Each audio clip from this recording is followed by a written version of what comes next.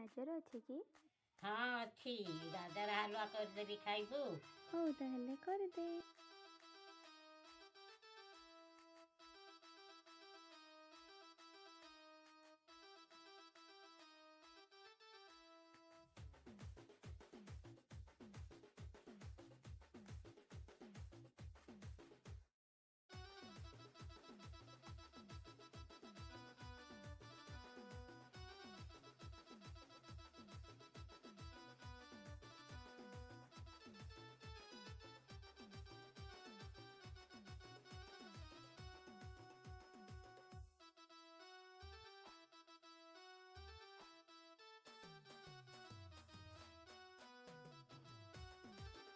Ready ହେଇଗଲା ଗାଜର ହାଲୁଆ।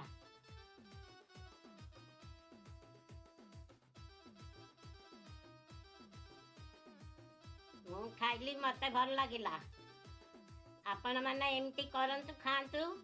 କେମିତି ଲାଗିଲା କମେଣ୍ଟରେ କହନ୍ତୁ।